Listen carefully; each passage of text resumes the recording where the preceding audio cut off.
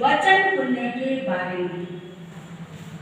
वचन पुण्य के लिए प्रभु क्या रहे हैं, हम जितना अच्छा बोलेंगे, वचन को जितना हम संयम में रखेंगे, वचन से अथाह पुण्य उपलब्ध कर सकते हैं। वचन में वो ऊर्जा है, वो शक्ति है। अच्छे वचन सुनने से भी पुण्य उपार्जन कर सकते हैं और अच्छे वचन सुनाने से भी पुण्य उपार्जन कर सकते हैं। ऐसे परमात्मा फरमा रहे हैं, हमारी वाणी में वो ऊर्जा है, वो शक्ति है। रत्न बोला हुआ है, अनमोल वचन बोला है, अमृत बोला है। आप सुन रहे हैं वाणी की चर्चा, जिसमें व्यक्ति के जीवन में 8 गुण आ गए तो समझ लो उसका बेड़ा पार हो गया। तो 8 गुण कौन कौन से दोहराते हैं, ठीक है? कार्यम पतितम, गर्व रहितम, अतुच्छम, धर्म संयुक्तम, निपुणतम, स्तोत्रम, पूर्वम संकीर्तम, मधुरम। ये 8 गुण बतलाए हैं वाणी के। यह सत्य है, इसमें कोई शक नहीं है। जीवन में ये 8 गुण आ गए तो उसका कल्याण हो गया, उसका जीवन महान बन गया, सुहावना हो गया, सजीला हो गया। जिसके जीवन में बोलने की तरीका और सलीका आ गया, बोलना बोली से उसके व्यक्तित्व से मालूम पड़ता है ये व्यक्ति कैसा है, इसका जीवन कैसा है, इसका रहन सहन, इसका आचार विचार, इसका कैरेक्टर कैसा है। तो आप लोग सुन रहे हैं वाणी की चर्चा, जिसमें कार्यम पतितम,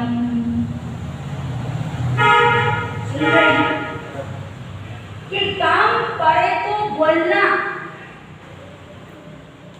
बिना काम से नहीं बोलना।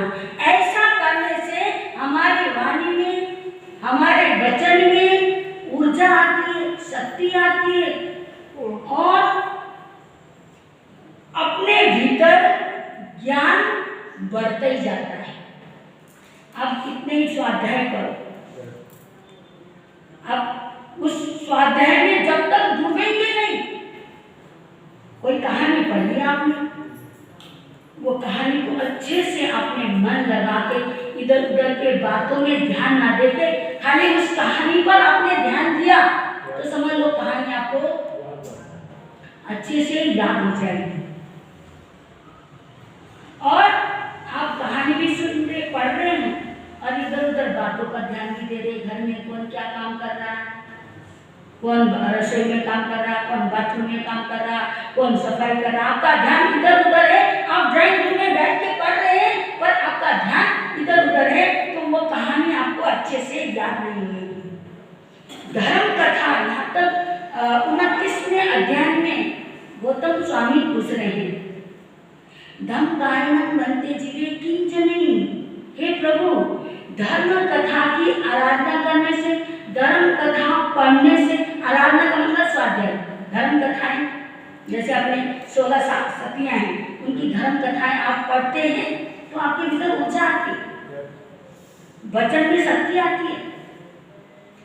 तो धम कारणं वन्ते जीवे किंचनैः। गौतम स्वामी प्रभु से पूछ रहे हैं, प्रभु धर्म कथा पढ़ने से जीव को किस फल की प्राप्ति होती है? प्रभु कह रहे हैं, यदि धर्म कथा मन से पढ़ते हैं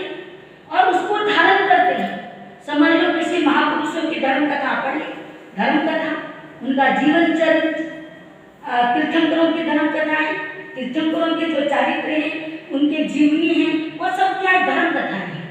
और त्यागी महापुरुषों की जो जीवनी है, वो सब क्या है? धर्म कथाएं। यदि वो धर्म कथाएं हम पढ़ते हैं तो वचन में क्या है? ऊर्जा आती है और उसके संग हमारे कर्म टूटते हैं। जो पहले पूर्वजन, देखो धर्म कथाएं पढ़ने से, तभी तो कहते हैं ना अच्छे साहित्य पढ़ो, इधर उधर की बेकार साहित्य पढ़ने से हमारा जीवन खराब हो जाता है, मन विकार से भर जाता है, आत्मा अशुद्ध हो जाती है। जो विशुद्ध आत्मा है वो आत्मा अशुद्ध हो जाती है। तो जो गंदे साहित्य हैं, ऐसे साहित्यों को, कथा कहानियों को नहीं पढ़ना चाहिए, जिससे हमारे जीवन में विकृतियां आ जाए।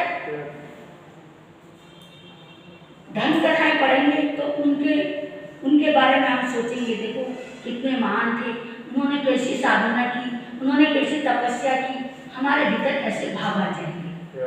तो प्रभु ने कहा है, परमात्मा बोल रहे हैं, जितना हम सत साहित्य पढ़ेंगे,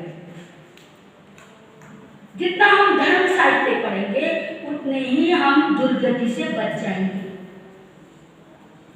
दुर्गति में जाने से बच जाएंगे, हम दुर्गति में नहीं जाएंगे धर्म साहित्य पढ़ने से। और वचन में ऊर्जा आएगी, शक्ति आएगी, जिससे आपको देखते ही लोग प्रभावित होंगे। आपको बोलने की जरूरत नहीं है, आप किसी से मिल लिया आपने, तो आपका व्यक्तित्व का ऐसा प्रभाव पड़ेगा, ऐसा छाप छोड़ोगे आप, दोबारा उससे मिलने की इच्छा होगी, बात करने की इच्छा होगी।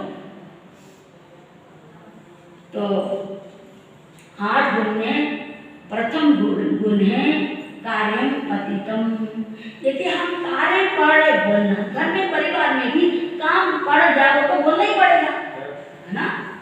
भगवान भी बोले, कार्य के बिना उनको भी एकदम समस्या आ गई, रास्ते में चल रहे ऐसा चौराहे पे, तो उनको रास्ता पूछना पड़ा, तो उनको बोलना पड़ा। संध्या का टाइम आया, रुकने की व्यवस्था चाहिए, तो वहां भी वो बोले कि वो मौन में रहे 12.5 वर्ष, पर ऐसा वक्त आया तो वो बोलने शुरू हो गए। तो कार्य पढ़े बोलना चाहिए, बिना कार्य बोलना नहीं चाहिए। बिना कार्य बोलने से अनर्थ होने का डर होता है।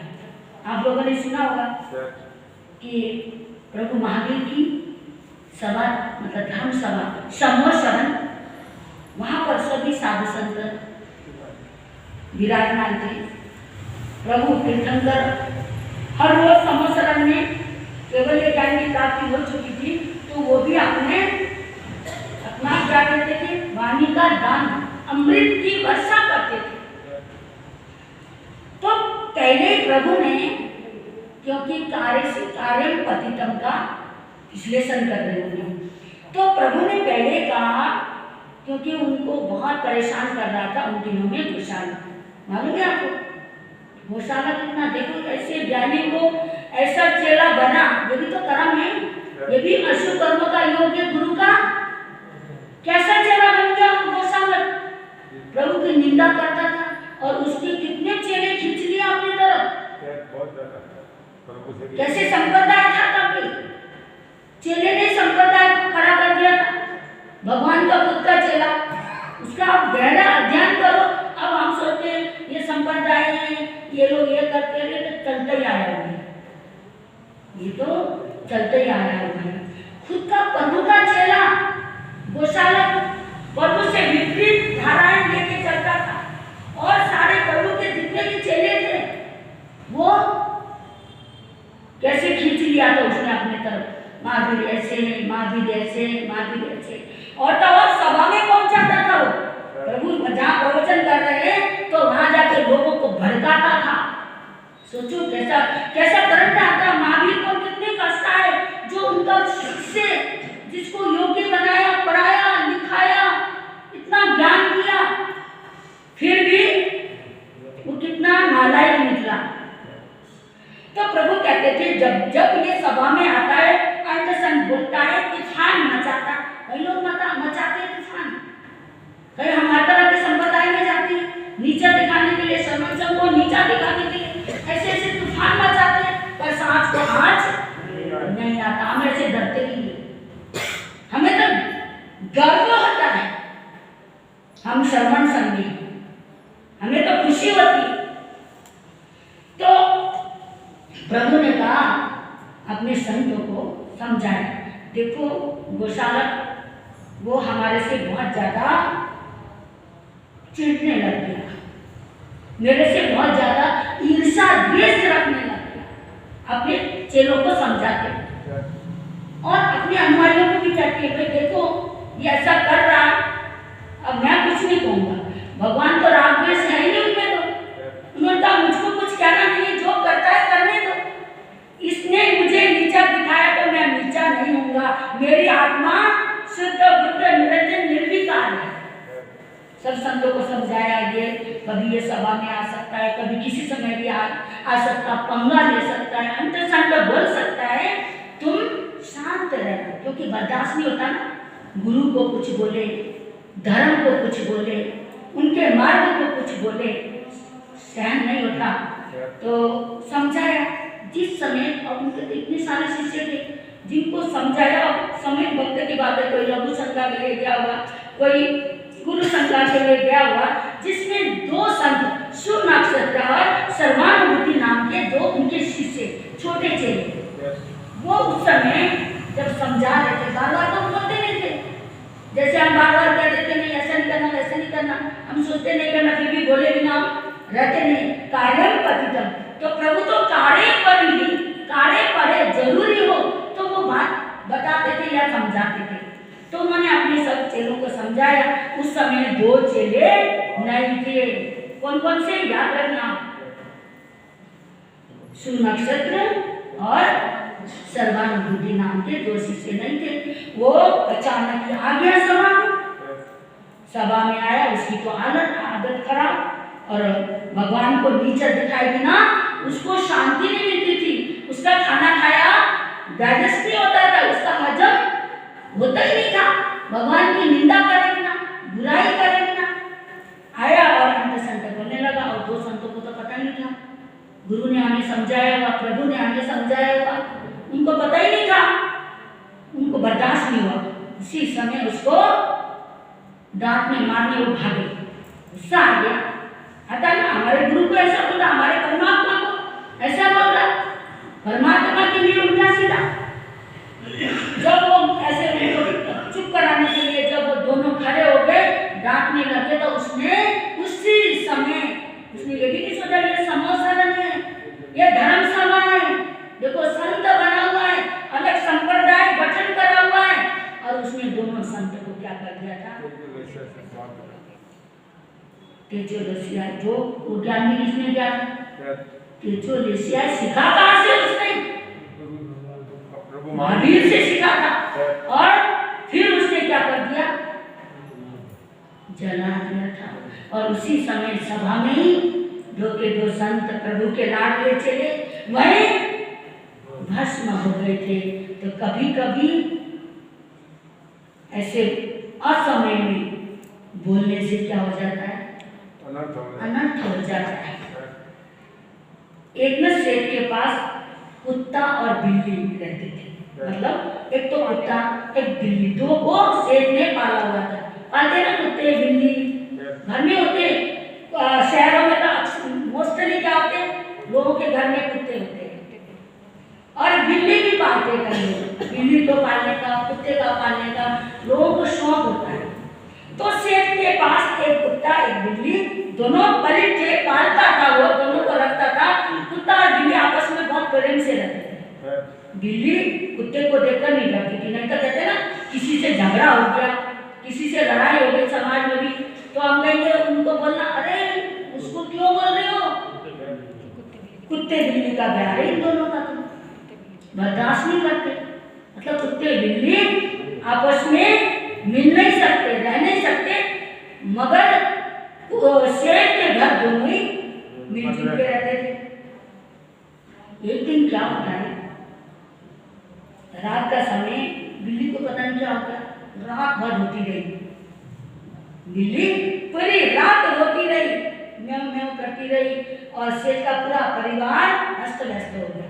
अरे बिल्ली रोई जा रही है, क्या हो गया, चुप करा रहे, वो मानती नहीं है और उनको नींद आराम कर दिया। कान में उन्होंने रुई रख के सो गए, कुछ भी करा पर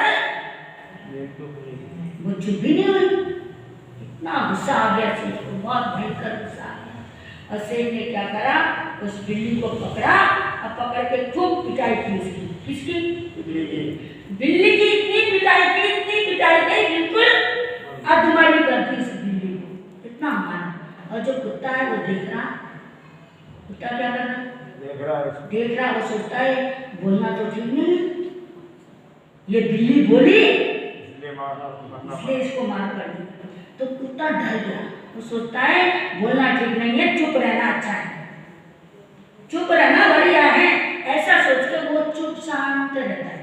कुछ दिन के बाद सेठ के घर चोर आ गए। चोर आ गए तो अब कुत्ता याद करता है, यदि बोलूंगा तो बिल्ली वाला हाल ना हो जाएगा। चोर आ रहे, सेठ के सारा जितना भी संपत्ति था चोर सारा लेके जा रहा और कुत्ता आराम से देख रहा, बोल नहीं रहा क्योंकि डरा हुआ है। याद है उसको बिल्ली की कैसे मार पड़ी थी, वही स्थिति मेरी ना हो जाए। बहनों सोना मत, ये तो आपके स्थिति सुनने में अच्छा लग रहा है ना हम लोगों को।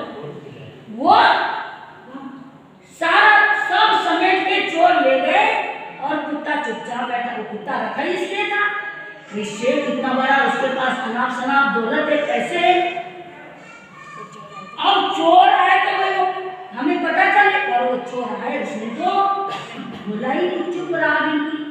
सुबह देखा पूरा ताले टूटे हुए, खजाने के ताले, मक्कल के ताले सब टूटे टूटे बुरा। शेख को आ गया बड़ा गुस्सा, उसने कहा शेरू कहाँ है? इस कुत्ते का नाम क्या था? शेरू। वो कहने लगे शेरू कहाँ है? बेचारा तो दुखा हुआ है, बोलूंगा तो मेरे बुरा हाल मचाएंगे, इसलिए वो चुप रहा। वो वहीं शेरू के पास पहुंच गया, उसके कान पकड़ के, टांग पकड़ के आगे लाके खुद उसकी इसकी पिटाई की। तेरे को हमने इसलिए रखा शेरू, तू बोला क्यों नहीं, भौंका क्यों नहीं? उसकी खूब पिटाई की, इतनी पिटाई की, इतनी पिटाई की, उसको भी सेठ ने अधमरा कर दिया। कुत्ता सोचता है बिल्ली बोली तब भी मार खाई, और मैं चुप रहा तो भी मैं मारी खाया। कारण क्या है?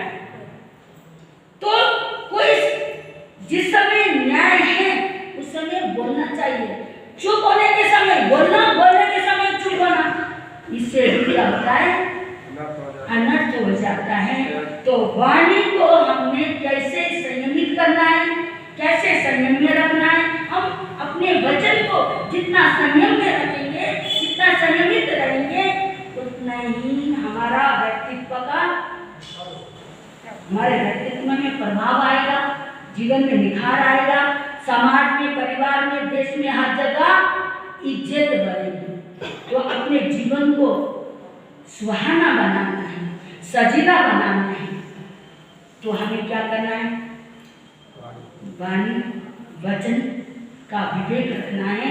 हम जितने अपने वचनों पर रहेंगे तो उतना ही हमारा जीवन महान बनेगा। आइए हमारी जो 7 बातें हैं सुनो सुनो।